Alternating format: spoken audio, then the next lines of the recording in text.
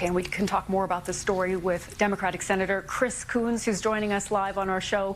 Senator, very good to see you. Thank you so much for joining us again here on World News America. You as well have strongly condemned the ICC's actions. Your colleagues in the House, some in the Senate, appear ready to sanction people involved in the ICC. Would you support that?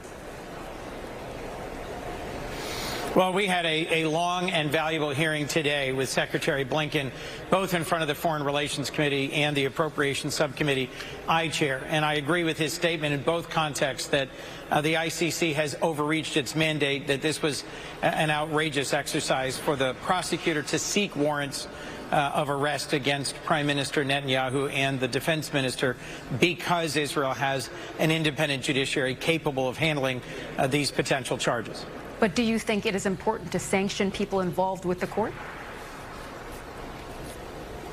I'd have to weigh that carefully. That's something I am discussing with colleagues, both Democrats and Republicans, on the Foreign Relations Committee. A couple of us had conversations about it last night. I'm not there yet, imposing sanctions on the ICC, as opposed to looking to see whether the off-ramp of a ruling by the judges of the ICC that they're not going to proceed with warrants is something I think may come in the next couple of days. You wrote in your statement condemning the ICC's actions on Monday that you have long supported the ICC, including in its investigation of Russian war crimes in Ukraine. And you said, I hope to continue working with it if it returns to its legitimate role. Can you tell us more what makes the court's work legitimate in that case and what you consider not legitimate in this one? Well, the ICC is in many ways a court of last resort. It's designed for actions either where a state party has ratified the Rome Statute and has agreed to its jurisdiction, or where, at least in my view, there is no other judicial path towards addressing some of the conduct charged. That's been the case in a number of instances in other places around the world. That's certainly one of the things that a bipartisan group of us worked on, was to provide support for the ICC in their investigation of Russian war crimes committed in Ukraine. But jurisdictionally, I don't think that they have taken the right move here in seeking, the prosecutor, in seeking warrants against the elected leaders of Israel. Senator, on the broader picture here, you have been critical of Israel's military operation in Gaza. You suggested you would be open to conditioning aid to Israel if there's an invasion of Rafah without provisions for civilians or humanitarian aid. We spoke to Democrat Congresswoman Pramila Jayapal of the Progressive Caucus last week, and she said it is her assessment that that raid has already begun. That's what we're seeing on the ground. Do you think what we're seeing right now crosses a red line for you? No, I disagree with her assessment, and you used the word raid. The way I've described it, both to Prime Minister Netanyahu and their ambassador here and in public statements, is a full-scale invasion of Rafah.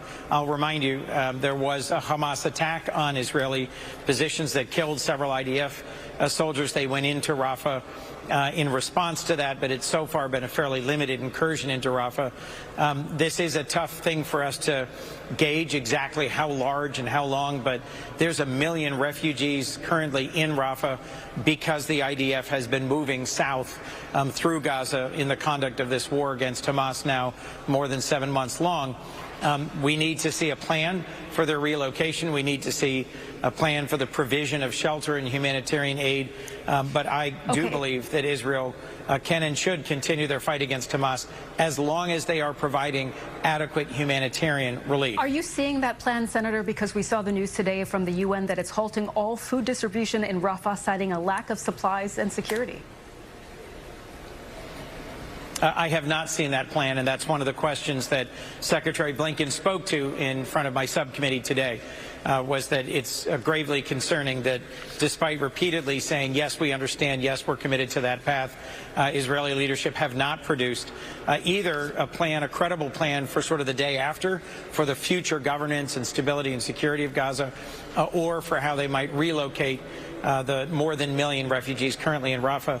I think that lack of clear planning for the day after is part of what has moved the defense minister Benny Gantz, who was part of the war cabinet, to say that he will leave the coalition with Prime Minister Netanyahu in a few weeks if there isn't a clear change and a preparation of a plan for what should happen in the coming months in Gaza. Okay, Senator, we'll leave it there for today. Thank you again for joining us on BBC News. Thank you.